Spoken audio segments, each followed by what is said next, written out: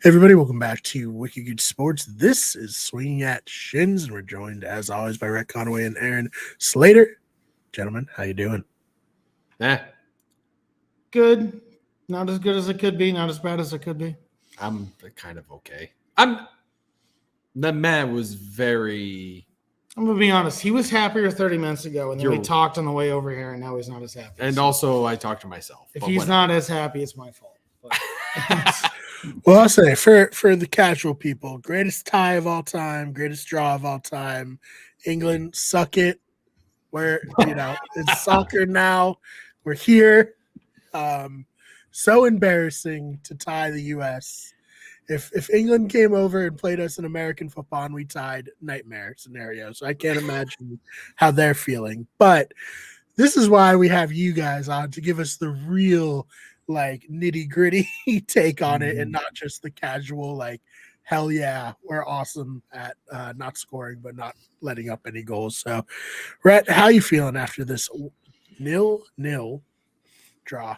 Good job. Good job. No. So initially, I was very happy with our tactics. I thought that we were much better. I like the 4-4-2. Yeah. I like Timmy Way in the middle. I thought, especially the first half, I was very happy. I thought that we looked good. And from an expected goal standpoint, we were actually performing better in the first half than England was. I liked how we looked on the ball. I liked how we looked on 50-50 balls. Mm-hmm. I liked how we looked in defensive transition. And I liked how we looked in the last quarter of the field, last third of the field defending. I liked how we looked in our own box. I thought we looked really good. Mm-hmm. At no point did I think, oh my God, here it comes. We're about to concede a goal. My issues with this game come down to twofold. One, as much as I like the tactics, I still don't think that we have our best starting 11. And two, same thing I said on Monday, we are shit in transition. It wasn't good enough. We slow down the game too much. We have Stones and McGuire, and they're old. And you could see that we were trying to attack the center backs early on, but we were trying to passively attack the center backs. I want to run right through them. And we never ran right through anybody. And that was my issue. So I think that our idea for this particular game was to get a draw. That I don't ever think that in our mind that the United States was ever going to win this game. And that's why they never really transitioned to go full, get a goal. That's why you saw Pulisic hold the ball more and be able to look around and see if there's any kind of avenues to try to get a goal, but never really want to get a goal. I think in Greg Berhalter's mind, I think it was this draw was a win, and that we didn't concede 4 goals like I had mentioned, which personally to me is a win. And I know that in this game that we actually looked better than England, especially in the final third. England looked lost. They couldn't figure out how to break down our defense. But I just don't think there was that kind of attacking prowess either. So let me ask you this. You said that you didn't think that we were playing for a win. Yeah. I felt the exact same way after this game that I did around the Wales game. Were we also not playing for a win with the Wales game? I think once we got our first goal that we tried to control the game. I think that's the difference. If we had gotten a goal in this England game, I think that we would have tried to do the same thing. Well, I think, like you just said, at no point were we actually going to try for a goal. Yes, Pulisic hit the bar, and yes, that was good. And yes, McKennie had a couple good shots from the top. But that's not where our strengths lie, especially not goal-scoring strengths. And I feel like we had the exact same issues tonight that we did against Wales, and I think they're going to be the exact same issues that we have against Iran. We're very good at holding play. We're very good at winning the ball back. We are absolute crap at transition, and we have no killer instinct, especially in the final third. And not only do we not have the killer instinct, we know we don't have the killer instinct, so we don't play for it. Pulisic is a great soccer player. He is. He holds up play so much. Mm-hmm. At no point are we trying to attack the weak center backs. I think this is where I kind of wanted Pulisic up top, because then it would force him to be that guy who goes through the middle, run through the channels, instead of the guy who holds up play. But we don't have guys who run combination plays off of him either, and that's part of the problem too, because he likes running combination plays. Well, I'm not meaning 1-2s and stuff like that. I'm not That's what meaning to trying pick do. on Pulisic that much. Robinson did the same thing. Yep. I saw. Yeah, McKennie yeah. did the same thing I saw. We hold up the play and we don't move the ball forward as quickly as we should move it. And if we're not willing to beat England on the transition, then we're not willing to beat England. Because that's what it's going to take. When you look at their midfield versus our midfield, we're not going to break them down. No. And I was very, very proud of the U.S. midfield today. Going up against Declan Rice and Jude Bellingham, Adams and McKennie and Musa, it was like step for step. They looked fantastic. I was really proud of Tim Ream today. Mm-hmm. I did not like Anthony Robinson in the first half. Nah, he looked. He looked slow. He looked like he lost touch. Yeah, he looked really good in the second half. Yeah, oh god, yeah. Sergino Dest looked amazing. Yep. I was very proud of all those guys, and I'm not even down on our attackers. It's just we hold when we should attack. And if we're not willing to go for that goal, even if we make it to the round of 16, is the round of 16 really our ceiling? Is that us saying, well, we've done everything we can? Because how else are we ever supposed to get better if we don't say, I want to go win this thing? Because look at Croatia in 2018. I'm not saying we're as good as Croatia in 2018. No. But at no point did they say, a draw's good enough, or I'm just happy to be in the semifinals. And it's that killer instinct of let's go score goals that I know that we have the guys who can. Yes, we don't have a true number 9. I like Sargent. I like Ferrer. I like Haji Wright. I think part of their issue is the way that Berhalter sets up. But at no point do we play to score a goal. And we had talked about this when we were freezing our butts off on Jennings Landing.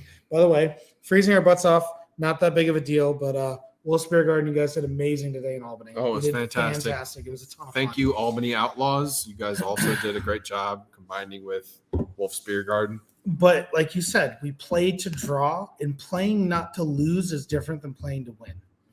And I feel like against Wales, we played not to lose, especially after the goal. Mm-hmm. The build up to the goal, maybe we were playing to win. But after that, we definitely played not to lose. Oh, God, yeah. No, I and agree. we played not to lose today. And now, instead of having 3 games where you play to win, where maybe you win 2 of them, which is enough to go through in the group. Yep. Now we're going to have to play to win against Iran, or hope that we draw and all the goal difference goes the way we want. I think it's Which technically, if we draw Iran right now, as long as Wales doesn't perform against England, we're through. Yep. Because that would be no, we can't draw Iran. Because Iran would have 4 points. They would have 2. That's why I said They have earlier they have goal still- differential yeah. as well. No, the goal differential was. Oh, no, it's 4 points because math. they would have. I 4. tried mathing you earlier and you just mathed me. Yep. They would have 4 points, so we have to win. Yeah, they did say on the broadcast it's right now win USA's When in. you're in. When Which- you're in, and That anything simplifies else is things, good right? That's like, they're either going to get a victory against Iran or they're going to lose. And it's kind of good to have, their own destiny in their hands. I always feel like I would rather have any team I'm rooting for have their destiny in their hands than rely on other teams to help you get in, right? No, I agree. And that was my point early this morning when we woke up and saw the Iran-Wales. I would rather an Iranian win than a Welsh win, because then it's up to us. Yeah, that point. But it's up to us at any point. All right. So with that all being said, what are our odds to beat Iran and advance to the knockout round, the round of 16? I'd say 60-40. Us? I would hope so. Yeah, I feel the same way. I think if we play, and again, this comes down to playing to strengths. If we play to win that game, probably 75-25. Yeah. We match up against Iran's midfield really well. And I think that that's proven today by how well we matched up against the English midfield. I'm not trying to say we're the same, but we matched up very well against them. And England won that game in the midfield. But England was always going for the final ball. They were always going for the goal. And that's the thing I don't know if we're going to go for. I think we might because we have to. And USA, has a long history of making it happen when we need to. Yeah. The John Brooks goal comes to mind. The Landon Donovan goal against Algeria comes to mind. So probably even a little bit higher than 60-40, but we could be in such a good position right now. England and the USA right now should both be on 4 points apiece. Yeah. Wales should be on 0. Yep. Iran should be on 3. Yep. In which case, a draw and you're good. Yep. And we're not there now.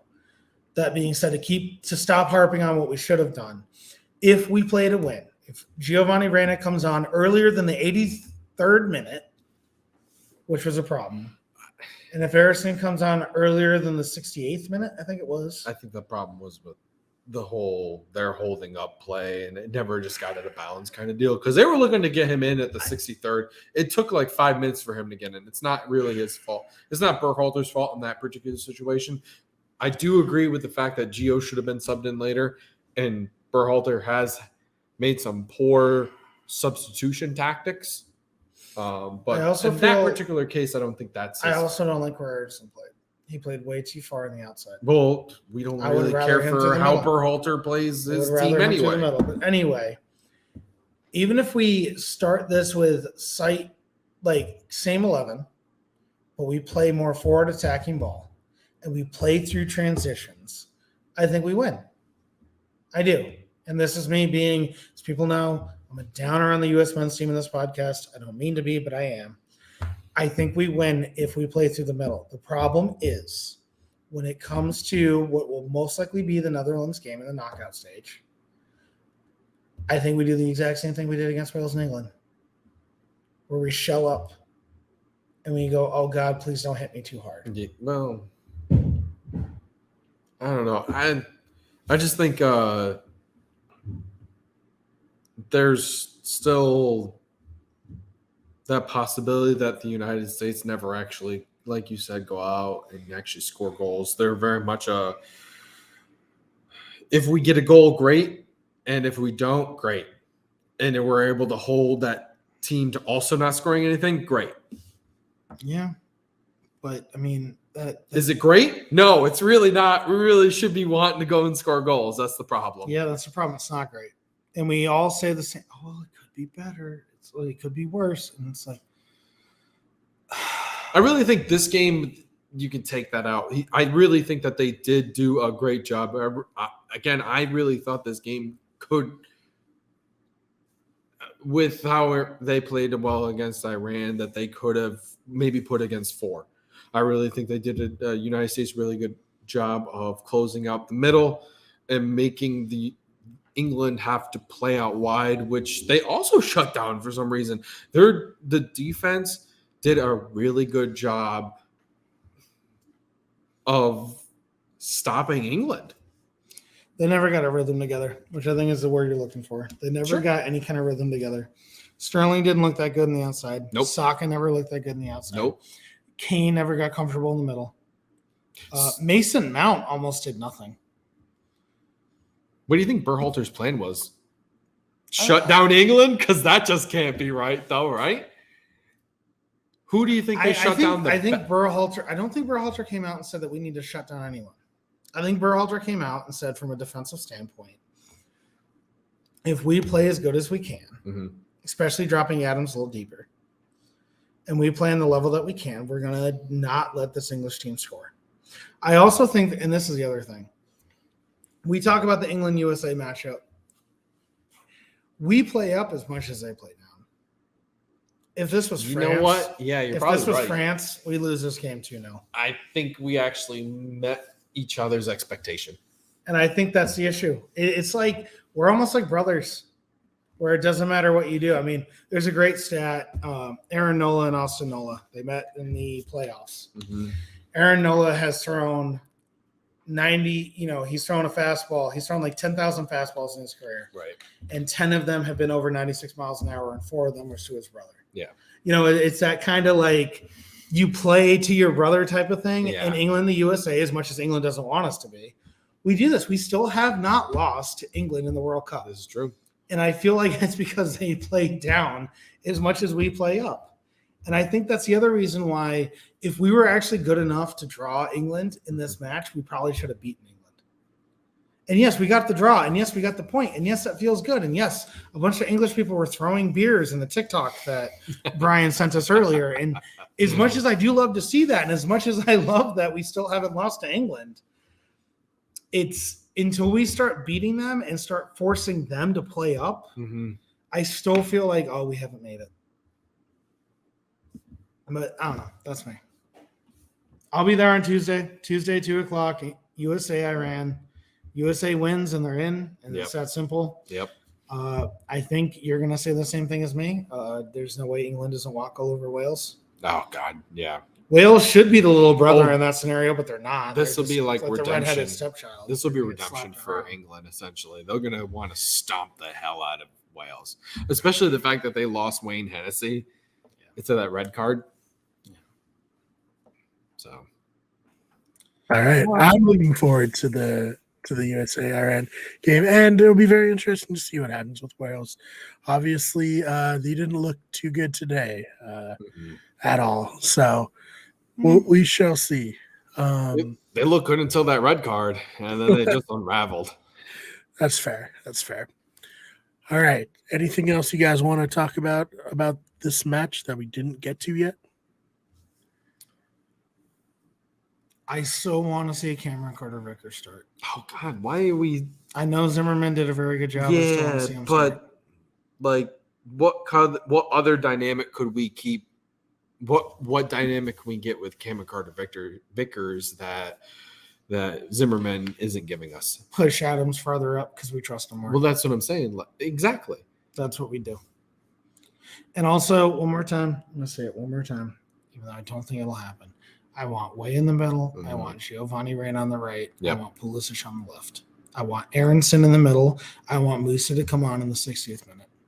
I'm okay with even the fact that they do a 4-4-2 against Iran, because that gives us 2 attacking plays up top. That is true. To not harp on the other thing, to harp on something that Berhalter did well.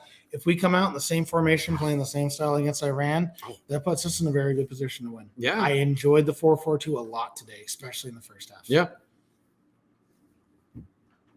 All right. So with that, Rhett, look away. All right. So we have the Wicked Good Sports Pod on Instagram. There's links for that in the description. We have the Swingin at Shins Instagram as well. Also should be links for that in the description, I think. And then if you were in the Albany area, we watch all the U.S. men's team and the World Cup, for that matter, at Wolf Beer Garden. Yep. And also, if you're in the Albany area and like the Arsenal, which you should, we have the Albany Gooners, Instagram, Twitter, Facebook, wherever you want to find us, we're there. And then on top of that, in Wicked Good Sports, we have the Way West Stand, which is the Arsenal podcast that Brian and I do. And this guy right here, there we go. This guy right here does the Villa, which is about which team? I'm pretty sure it's Aston Villa. Oh, yeah. Oh, it is It's Aston called Villa. the Villa. Yeah, that I makes a lot of forgot. sense. Cool. Makes sense. It's a phenomenal podcast. They do a great job with that. And then, Swingin at Shins. We do a World Cup roundup probably every 3 or 4 days when time allows. And then once the Premier League's back, that'll be weekly. So lots to look forward to. Lots of content coming out. Yeah, we are really, really doing it. All kinds of content on this channel and on our sister channel, Swingin at Shins, and maybe even some more content on the other channels. But you gotta subscribe, link to all those down below. You can follow me on Twitter at the fake BMR. It's BMA. Our channel is on Twitter at Wicked Sport or WG Everything. Of course, as Rhett said, Instagram, Wicked Everything, and twitch.tv/Wicked Good Everything. Guys, thank you so much for your time. Thank you, Brian. Thank you, Brian. And we'll see you all in the next one.